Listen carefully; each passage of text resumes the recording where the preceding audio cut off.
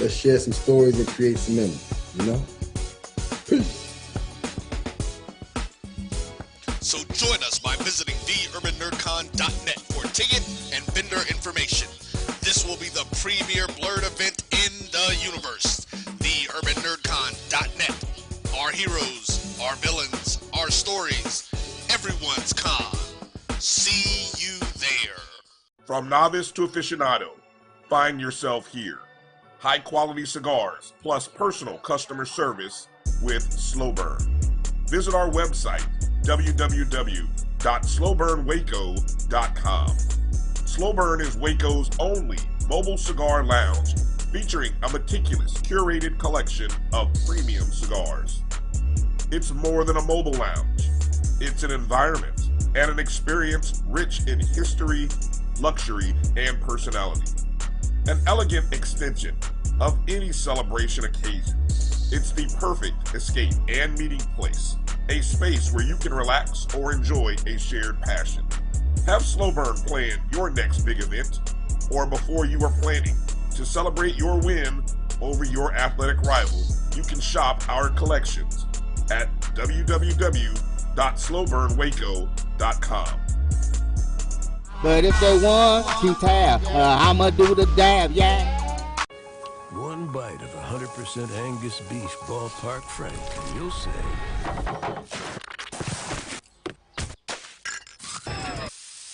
hello, summer. Oh yeah, it's ballpark season.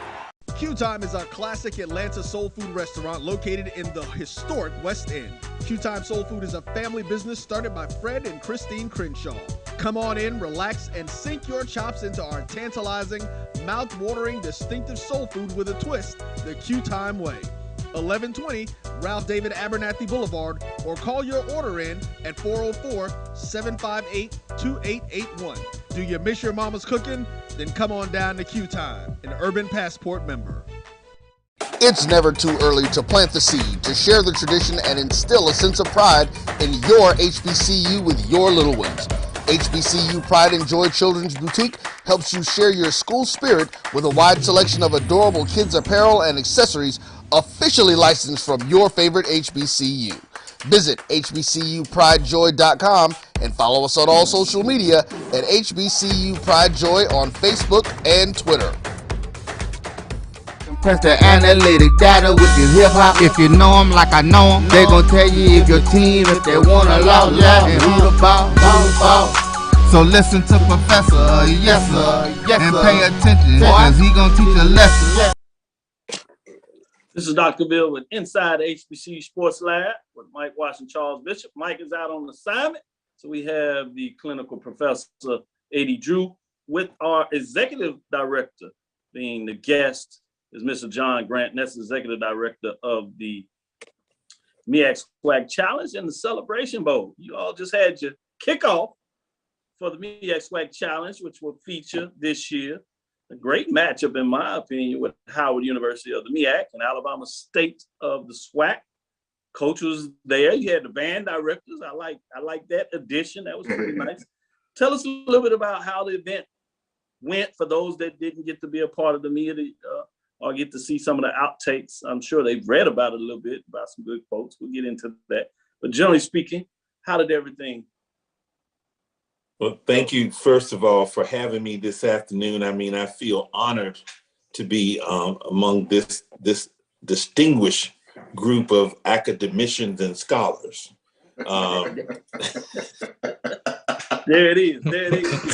I'm trying to work on this. Ooh, let me go get my boots, y'all. I know I'm good. I'm working on it too. Well, you know, I thank you again, like I said, for having me. We're delighted to be here. And I want to thank you all also. I know, Dr. Cavil, you participated in the press conference we had. We were delighted. We had a full house. Really excited to have both Coach Robinson and Coach Scott with us, along with both band directors, which was the first, and they were excited to be with us as well. It was a really good day. A lot of enthusiasm in the room. and I think we're about to put on a great show to open the college football season. So I want to remind people that we are the runway leading down to Miami. So all roads still start in Atlanta. So you start here and you end here. And although we'll be down in Miami as well, but we need everybody in Atlanta first, because that's where it begins. Understood. Destination, starting and finishing. I like that. It starts here and ends here. Oh man. As you said, you had the band folks there. Howard's Kelvin Washington, and Alabama State's Dr. James Oliver leading their band, the Storm and the Marching Hornet. So it'll be fascinating to see what everybody brings to the table. I'm gonna let them ask the question, but then I wanted to get in really some different perspective to get your expertise, if you would, in terms of leading bowl games, obviously the classic to kick things off, but how you're in the room with a lot of this bowl discussion, and obviously with ESPN, the ESPN events, to give us a perspective, because we talked a little bit about attendance earlier. Obviously, the big announcement that stunned a lot of folks beside the basketball with Durant. People can argue which of the two, but we're in the college space. So we're going to talk about the fact that you had USC and UCLA. It looks like they're packing their bags and going to the Big Ten. We've heard a lot about the money associated with the contract that the Big Ten is doing. And I say all that to kind of create this framework when we get into it. The second half of this, I want us to get an expert to really talk about this landscape. What it looks like, how can we look at this differently than maybe we've seen before to get a better understanding what is taking place. We hear these talking heads and they're selling it from one perspective, and that's perfect. It's entertainment, obviously have good knowledge, but now we can take a deeper dive like we like to do on our show in the lab, give a different style perspective. So before we do that, I'm gonna let Charles and then Drew ask maybe a final question, if you would, on the MEAC Challenge that's coming up and why other folks should be excited about this matchup. Go ahead, Charles. Oh, John, let me go back to the first. So with the band directors being at the press conference, and you've often fostered this environment, even going to the Celebration Bowl last year with Drum Major Mickey, of incorporating the bands within the football experience itself. How important is that to bring all those elements in?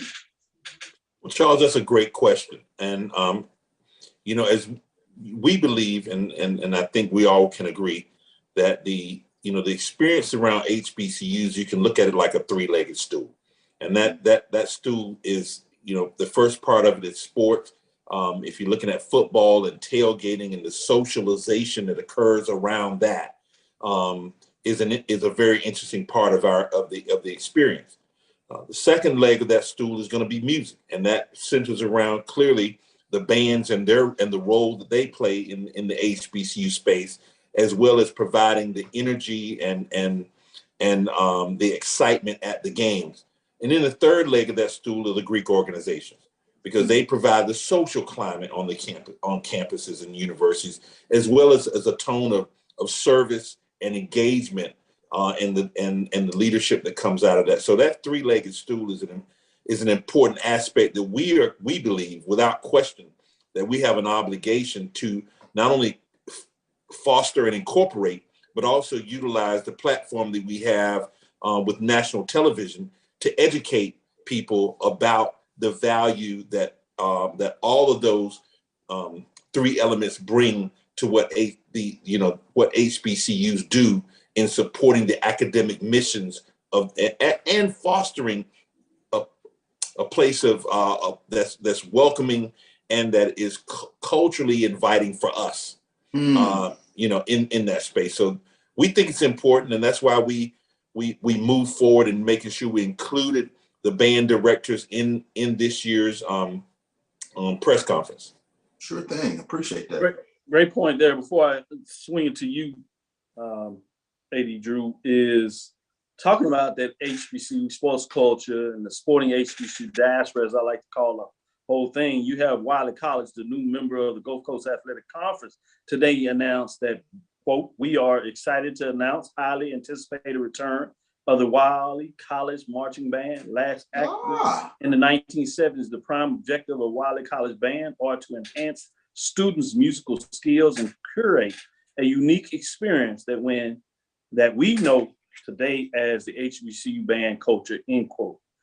Exactly what John Grant talked about from that perspective, that three-legged stool. So it's fascinating to see HBCU, member of the Gold Coast Athletic Conference, moving over from the Red River Athletic Conference, understands and reinitiating to make sure that they create that culture. But let me go to you, Drew, and ask your follow-up question. First of all, hello once again, Brother Grant. How you been doing? I'm good, Brother Drew. All right. My question is kind of revolving around the time of the game. You know, traditionally, we've seen this game kick off at noon. We've seen it kick off at 2:30, 3:30, et cetera. And we've seen it on ESPNU, ESPN2, and everything else. Now, this year, we've got a 7 o'clock kickoff on the big boy. So if you would, take us behind the scenes, tell us what goes into those type of determinations. What goes into whether it's going to be on ESPN, ESPN2, ESPNU, ESPN3, whichever network it's going to be on, and then what goes into determine, okay, we're going to have a 12 o'clock kick, we're going to have a 3:30 kick, we're going to have a 7 o'clock kick. What are some of the different nuances that go into you guys at ESPN making those type of decisions?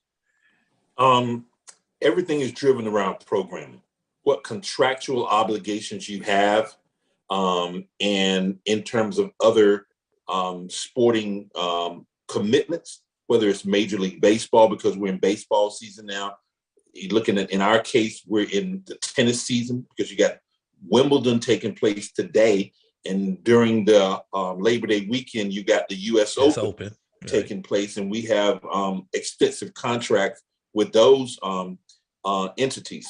So when we looked at, you were correct in history, the game being on Labor Day weekend on that Sunday, so we have, again, ESPN does contractual obligations with USA Tennis and the US Open. That's going to trump anything else that we have, because we have contractual obligations to time slots. So they're going to get the big network. Hence, you were seeing the game on ESPN2 at an earlier time in the day, because later in the day we have contractual obligations to Major League Baseball on that network and on ESPN2. So programming and contractual commitments they first rule the day, which is one of the primary reasons we moved to week 0, to get out of the conflicts that existed around Labor Day weekend. And being in week 0, it gave us the opportunity to have as you called it, the mothership, to be on the main network of ESPN, but more importantly, also it gave us an opportunity to be in prime time. And so we were able to secure that. And that same thing applies when you look at the Celebration Bowl, how we can get on ABC, because it's also driven by the timing of when and the programming commitments. We have a noon kick, and people talked about, well, why don't you go later? I'm not going to give up ABC to move to a later time. What we're going to tell our fans, you need to get out of bed and come to the game, because we don't revolve it around you. We won't revolve it around just let's say the 50,000 fans you get in the stands, when you have a total live audience of nearly 3 million. So we're not going to give up the 3 million for the 50,000. Gotcha. Good point. Let me get in this break. Okay. And then we'll come back and follow up. We can get into it. We got a little more time. Let's get in this next break, and then we'll come back and follow up with a question. And that's a perfect setup, because now we're getting a chance to get into some of those numbers, ratings, and really get an explanation of what that all looks like. So let's take this next break. We'll be right back. Get into Drew's follow-up question. All right. Are you ready? It's time. The inaugural Urban NerdCon is coming to Montgomery, Alabama, July 29th through the 31st. Blurs, nerds, and geeks from across the universe will converge on the capital city to see celebrity guests such as The Last Dragon, Tybok, Megan Tandy, and voice actor Dave Fenoy. Hey, how you doing? I'm voice actor Dave Fenoy with a shout out to all my geeks, freaks, and urban nerds. Just want to let you know I'm going to be there and I want to meet you at the Urban NerdCon Gaming and Cosplay event. It's happening July 29th through the 31st in Montgomery, Alabama. Hope you want to meet me as much as I want to meet you. So join us by visiting theurbannerdcon.net for ticket and vendor information. This will be the premier blurred event in the universe. Theurbannerdcon.net. Our heroes, our villains, our stories, everyone's con. See you there.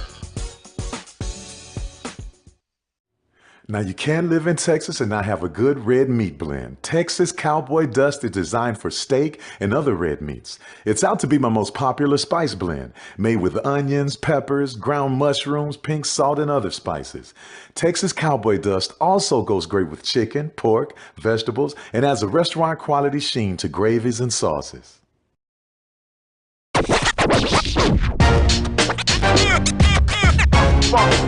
It's like a loop machine. All around town, people trying to get down. Vanilla smoked sea salt seasoning is for seafood. The tarragon and fennel bring out the natural sweetness in seafood. I also use it in rice dishes, on yams, asparagus, blueberry pancakes, and believe it or not, chocolate chip cookies. Vanilla smoked sea salt adds a salty and savory component to sweet dishes that create a symphony for the tongue. Press the analytic data with your hip hop. If you know them like I know them, they gon' tell you if your team, if they wanna loud and who the ball. So listen to Professor, yes sir, and pay attention, cause he gon' teach a lesson. This is Dr. Cavil with Inside the HBCU Sports Lab with Professor Charles Bishop, Professor A.D. Drew, and our guest, the Executive Director of the NEXWAC Challenge Celebration Bowl, Mr. John Grant. I know we had a follow-up question for Drew, so let's get right back into it. Go ahead, Drew. All right, follow up about these time slots there, Mr. Grant. You know, the college football fans like said 3:30 Eastern time slot for their games, be it that they're live or be it that they're watching it on TV. Seems like the networks prefer the 8 o'clock time slot. And then, of course, you got that for us on the East Coast at 11 o'clock time slot for those West Coast games. Kind of talk about, you know, once again, what kind of goes is obviously the West Coast is the West Coast. We understand that, but what goes into distinguishing that 3 o'clock versus that the 3:30 versus that 8 o'clock time slot for you guys at ESPN? Well, you have a bigger audience in a later game. First of all, and let me tell you why, using your analogy. If you've got a 3 o'clock game on the East Coast, that's noon on the West Coast. That audience base you more than likely won't get it unless if you have a 7 o'clock game and it's 4 o'clock on the East Coast. I'm at the West Coast, I'm sorry, on the West Coast. So we strategically chose to put the game at 7 o'clock to assure that we can maximize the total national audience. And not necessarily lose one or the other. And the results of that I can share with you were this. When we moved to the 7 o'clock time with the 2021 game, there were a total, let me share this data with you, that so in 2021, let me say first that the Cricket MEAC SWAC Challenge was the second most watched FCS game on record. Wow. Say that again. Make sure everybody caught. The 2021 MEAC SWAC Challenge kickoff, Cricket MEAC SWAC Challenge kickoff game was the second most watched FCS game on record. You look at the landscape, there were 21 games played from week 0 to the end of week 1. 21 total games across the entire college football landscape. The Cricket MEAC SWAC Challenge ranked number 10 out of all 21 games. And those are FBS games that you're talking about also, correct? Yes, all football. So FBS, and you're talking going into week 1. And we were in week 0. let me also say by having, and we're taking credit for this as I do with ESPN, the 2021 opening weekend, week one was the most watched week one on record for ESPN.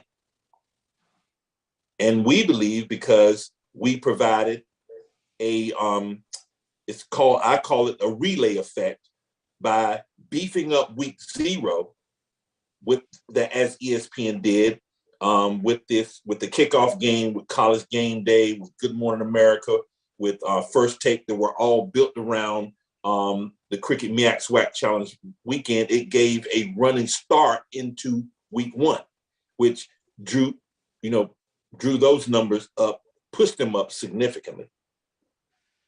Appreciate good that. Points. Good points. Charles, I saw you looking like you wanted to get back in there with a follow-up type of question yourself. Well, I mean, it leads to the question, and you mentioned that being the second most watched FCS game.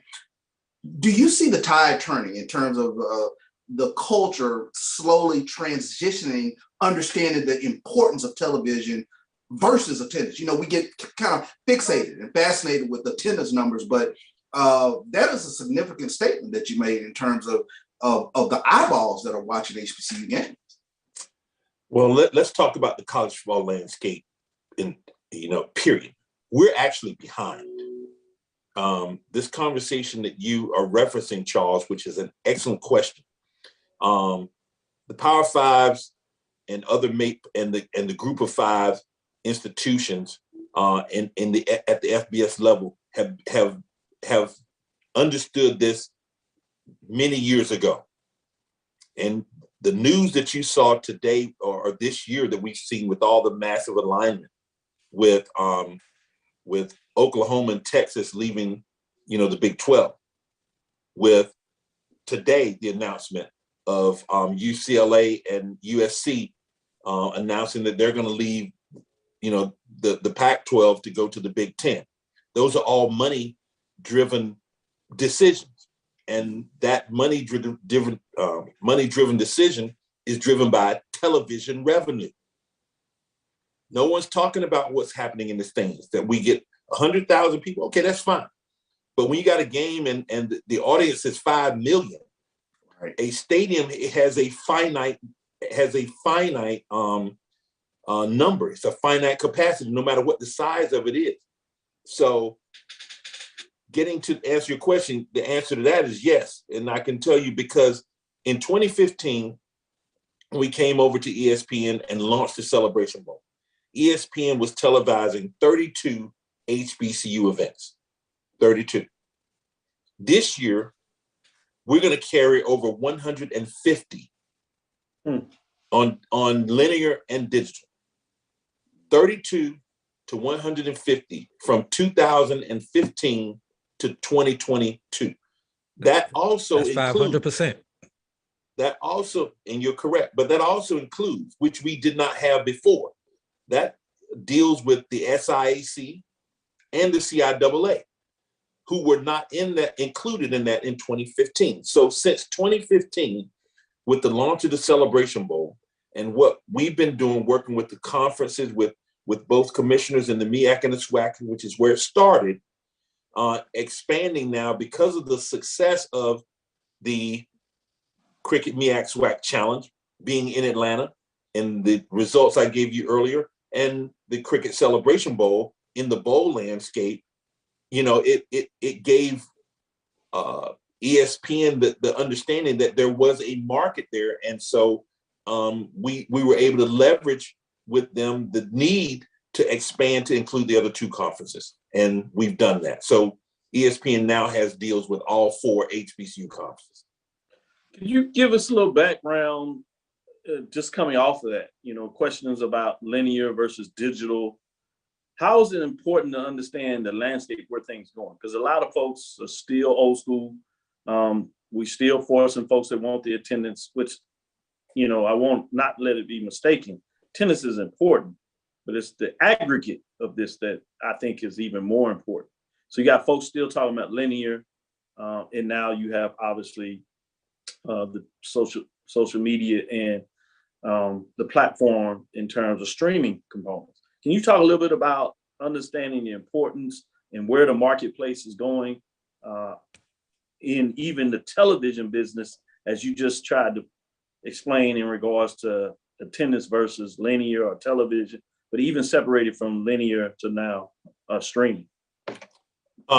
Look, there's no doubt about it that the expansion of the streaming market is a few years ago was kind of the wow, the new frontier. But think of it this way: with Amazon now carrying Thursday night NFL football, and they paid the NFL hundreds of millions of dollars to do so. Linear television is, again, a finite space because there's only so many time slots you have in linear programming. Digital is unlimited. So it behooves us, especially in the HBCU space, to recognize that our opportunity is in the digital space. You want a combination of linear, but don't discount, because that's where the future is. Why? Look, you see this right here? Yep. That means I can watch a game anywhere, anytime, if it is streamed, and I'm have access to that. So the universe is much larger. We can put much more content out there in the digital space, and with balancing that against putting key content in the linear space. Great points. Hey, that's what we're using. It's a digital platform. That's right. Platform. Who's to say that we even have this type of platform? We could regularly discuss HBCU detailed type of news that we're getting and bringing those individuals that have an expertise in various areas to the people that we obviously see that there is a quest and a hunger for. Before we let you go, I did want to give you a platform to take this in any direction that we may not ask, that is important for people out there to recognize the question that we really didn't ask, that people probably need to know. Well, certainly this conversation has been one that we need to have, and we need to have it regularly, because we need to educate our fans on what the landscape is. And that's been, the opportunity that we've had with our kickoff game and the bowl game is to help fans recognize the value of and the role that television, meaning streaming and linear, have in the economics of the sport. We can't grow our institutions and we can't grow our programs just by ticket sales. We will struggle from now until kingdom come if we believe that our model is ticket sales, and that's why we have some struggles. Now, it's important to have it, but here's the reality. In these deals that are being negotiated, 360 plus million per year with the SEC, potentially almost $1 billion that the Big Ten may put together. Fan engagement is really critical. But added to that, fan engagement in the world of television, to be truthful, is cosmetic. We want to present a full stadium because it adds to the atmosphere of the content of the event. And you want the full stadium because it adds to the energy of the content of the event. But that's what gives it value, because fans will watch a game that is exciting and has a lot of fans. I will give you one other factor to let you know the relevance and the significance of the Celebration Bowl. In 2021, there were 39 bowl games played out of a total of 42. 3 of them were canceled because of COVID. 39 that were actually played. In terms of total live audience, because that's what everything is measured by now. Eyeballs on television and streaming, as well as in the stadium. So we call that total live audience. Out of the 39 games, the Celebration Bowl was number 18. out of 39. Now, we ask you to take out, if you take out the New Year's Six, the 6 big games, plus the college football championship, that's 7 games that are naturally gonna be bigger than the Celebration Bowl. They just are. But if you pull those out, now we go from 18 to 11 out of 32. That's in total live audience. Now, last year's game, because of attendance, and Charles is going to smile on this one, there were 39 games played, as we mentioned before. Celebration Bowl was number 11 in total attendance. You take out that same New Year's Six and the championship, remove it to 7, where do we go? To number 4. Wow. Number 4 out of 32. Wow. That's amazing. And FCS HBCU bowl game. So that's what we have the opportunity to continue to build. And when we do that, it pulls everything else along with it. You know, I would say this, and no, this is just my opinion, my personal opinion. I believe that because the Celebration Bowl existed, it gave an additional incentive for Jackson State to recruit a Coach Prime, because he got something to play for. As an added value, he got something to recruit with, or any other coach that's out there. And as you've heard these coaches during our press conference, even at the kickoff game this week for the Cricket MEAC SWAC Challenge, each of them said the same thing. Our goal is to get back to Atlanta. And when they're talking and recruiting players, that's what they're telling them. Our goal is to make it to the Celebration Bowl. You have a bowl game to play for. So those are facts that I'm giving you, and they're indisputable. Oh man, great points. Drop the mic right there. Yeah, we'll leave it right there. Thank you, Mr. John Grant, Executive Director of the MEAC SWAC Challenge and the Celebration Bowl, and that's the cricket. MEAC SWAC Challenge Cricket Celebration Bowl. So thank you for your time. Thank you for providing a deeper dive and perspective behind the numbers and why these numbers are important. And that's what we really like to do, particularly this time of the year, because it gives us a chance not just to cover the exciting, the cultural aspects that we talk about, the aesthetics, and the sporting HBCU diaspora, which is bigger than that. So thank you again for your time. Let's take this last break. We'll be right back after that. Oh, that spin class was brutal. Well, you can try using the Buick's massaging seat. Oh, yeah, that's nice. Can I use Apple CarPlay to put some music on? Sure, it's wireless. Pick something we all like. Okay, hold on. What's your Buick's Wi-Fi password? Buick Envision 2021. Oh, you should pick something stronger. That's really predictable. That's a really tight spot. Don't worry, I used to hate parallel parking. Me too. Hey. Really outdid yourself. Yes, we did. The all-new Buick Envision, an SUV built around you. All of you. Are you hungry for authentic Caribbean food? Like jerk chicken, oxtail, red snapper, shrimp, tofu, and rasta pasta? Well, find your way over to Mango's Caribbean Restaurant, 180 Auburn Avenue, right next to Royal Peacock in downtown Atlanta. Them belly full, but we hungry. Mango's Caribbean Restaurant, open daily from 11 a.m. to 10 p.m. And on Friday and Saturday, we're open till 4 a.m. Come to Mango's and put some spice in your life. Oh, we've got a good thing going.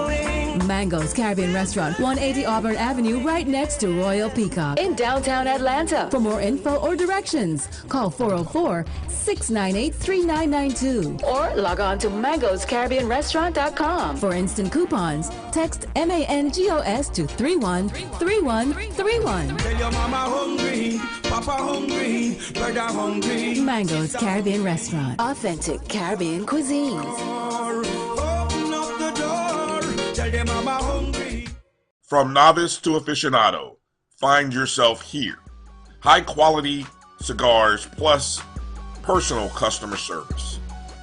Slow Burn is Waco's only mobile cigar lounge, featuring a meticulous, curated collection of premium cigars.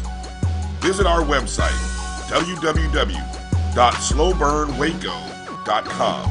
That's www.slowburnwaco.com. Since 2002, Empowerment Resources, Inc., a nonprofit organization, has empowered more than 1,500 youth and adults in Duval and surrounding counties. Through its programs, Journey into Womanhood, Girls Mentoring, Life Skills for Teens, and Parenting Education Coaching. To get involved with programs, volunteer, or donate, visit www.empowermentresourcesinc.org. Follow us on social media, facebook.com/empowerment.resources and instagram.com/empowermentJAX. For 200 years, Montgomery, Alabama has been making history by people who had the courage to stand up for change. Today, this riverfront city has been reborn, embracing the past and looking forward to the future. From the National Memorial for Peace and Justice to the stage of the Alabama Shakespeare Festival, this is where history was and is made. We are proud to call Montgomery home, and together, we can be the change. Are you ready? It's time. The inaugural Urban NerdCon is coming to Montgomery, Alabama, July 29th through the 31st. World, what's happening? Rob Morgan here. Just letting you know, July 29th through the 31st, I'll be at Montgomery, Alabama, Urban NerdCon. Come on out, get something signed, take a photo, say hello, let's share some stories and create some memories, you know? Peace. So join us by visiting theurbannerdcon.net for ticket and vendor information. This will be the premier blurred event in the universe. TheUrbanNerdCon.net. Our heroes, our villains, our stories, everyone's con.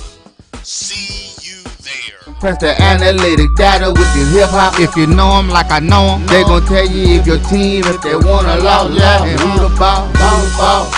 So listen to Professor, yes sir, and pay attention, cause he gon' teach a lesson. This is Dr. Cavil with Inside HBCU Sports Lab with Charles Bishop and AD Drew. Let me give you a chance. I'm starting with you, Drew, and then go to you, Charles, to kind of sum that up. You know, what is the perspective? We see this big news coming out here, and now we got a chance to play off that big news and really go into some numbers. What was your biggest takeaway, Drew? The attendance versus the eyeballs portion of the conversation. And we actually have data that we can go back and look at and see how much the attendance matters and the aesthetics and how it factors into the game. Because all we got to do is go back 2 years to COVID. And we've had games played where it was just the game. Just the game. And look at it. Yeah, attendance does matter for the aesthetic purposes. But for the pocketbook, it's those eyeballs. And that's what we've got to find that balance, especially when you're talking about old school versus new school. Yeah, of course, nobody wants to see and I hate to call it out like that. Nobody wants to see Tennessee State playing in Nissan Stadium with 3,000 people in Nissan Stadium. I'd much rather see those 3,000 people in Hale Stadium where I've got that full look. So that's one of the things that we're going to have to find that balance with this. And last thing, shout out to Kevin Warren, the first African-American commissioner of a P5 conference, for pulling off what he did today. Well said. Charles, what's your biggest takeaway? I think there's a slow awakening of the importance of television and the revenue that it can bring within our HBCU culture. Like I asked Mr. Grant a question, there's this complete fascination with attendance numbers. And I think we touched on some of those points. Attendance from an aesthetic standpoint is very important, but it's the television that really drives everything home. And that was sort of the gist of what I was asking in terms of, as a HBCU fan base, are we starting to understand the importance of eyeballs watching these games? And I think there's a slow coming around of we've talked about this, sort of getting away from the attendance or the attendance model, or the promoter model, if you will, where attendance was the only thing that mattered. we now see how important television is within the landscape of HBCU football. Great point when you talk about that full picture from both of y'all. Excellent to go there. As we get ready to close out, former Alabama A&M star quarterback Akil Glass going to XFL HBCU Showcase. That's courtesy of WHNT.com. So I wanted to get that out there. Obviously, some big news when you talk about what's going on there. We shout out to Ashley Robinson, his news with the AD of the Year award. We got to find time to give him a shout out and pick mine, as he's one of the hottest names out there in terms of what he's done over the last couple of years. Well deserved in terms of that. Snuck out there a little bit, not catching the biggest news, but it's out there. The new professional basketball league formed for HBCU basketball players. We've heard iterations of this. It looks like they're trying to push through with Kimberly Meadows Clark. Her business partners have created that HBCU Basketball Association. So it'll be interesting to see what that looks like in terms of this new form of what we've seen previously historically of the Black Fives era. So it'll be fascinating to see what that looks like. With that being said, we'll come to a close. Give it out there as you talked about 2023, South Carolina State and Jackson State. Will that be a matchup of Celebration Bowl, or will some other teams find their way to get in that game? And then 2024, you got another interesting one, Norfolk State Spartans at FAMU. I got to get with John Grant and see if I can sneak some ideas for 2025 and 2026 in terms of some schools he should think about. You know, sometimes I get to sneak my way in there, including what it meant to have these band directors, because I've been pushing that for a while. So I appreciate him. He does listen and takes notes. So we'll keep doing what we can and keep giving you all that kind of information, but that'll do it for us today. Dr. Cavill's Inside HBCU Sports Lab. Thank you for listening to Inside HBCU Sports Lab. Make sure you share our podcast with your friends and colleagues. I am Dr. Kenyatta Cavil, the Dean of HBCU Sports, coming from inside the lab, College of HBCU Sports, with Mike Washington, Charles Bishop. Hope you enjoyed our guest, the Executive Director of the Cricket MEAC SWAC Challenge and Cricket Celebration Bowl. Again, we want to thank you for listening to Dr. Cavill's Inside the HBCU Sports Lab with Mike Watson and Charles Bishop every Tuesday and Thursday, right here at 6 o'clock Central Standard Time. So again, thanks to John Grant. We look forward to next week as we discuss the latest news in the lab, and we'll have more to come because this athletic landscape, in some form or fashion, it keeps a churning. Follow me, Dr. Kenyatta Cavil. That's DrKenyattaCavil. That's DrKenyattaCavil on Twitter, Facebook, and Instagram. Inside the HBCU Sports Lab 1 on Twitter, Facebook, and YouTube. Inside the HBCU Sports Lab. Make sure you download my JBN, my BCSN. You just heard the importance. You had those folks out there talking about they want the network. We got a network, Black College Sports Network. Support it. Get it out there. The more numbers that we can get, it gives us an opportunity to go land some of these contracts. You talk about having a network, it does you no good to have a network if you don't have followers and revenue that allow you to go purchase the rights. It costs money to get these games, and more than ever, whether you're talking about the CIAA, the SIAC, the MEAC, SWAC, Gulf Coast Athletic Conference, these commissioners are more seasoned than ever. They understand that there is a value to the brand associated with playing games. We're not mad at that. It costs money to put these games on. So if you support us, like I know I'm talking to many of folks out there, but share it with your friends. Get them to download my JBN, my BCSN, because all our listeners have already done that. But it is important and it will make a difference. So continue to support the Sports Wrap with Brian and AD Drew. Obviously us right here on Inside the HBCU Sports Lab, the pregame show with Charles and Neely, ONG Strike Zone, and then Charles, in terms of Carlos Brown, on Saturdays. These are shows that are giving you content. We continue to get these numbers up. It's easy to turn around, as you've seen us do with the College Baseball World Series. It gives us an opportunity and ability to show our ability to move forward with these other contents. You see what we're doing, and we got a big announcement as Roy's putting in the work. We're going to have some of those, what we call the mid-major programs, coming on the network and showcasing their brand. And don't get it twisted. When we continue to grow, we're going to continue to grow, and we're going to get you some of these major division programs as well. That'll do it for us. We will talk with you soon. Charles. Of course. Drew. Lecture. Dream big and continue to move forward. Dismiss.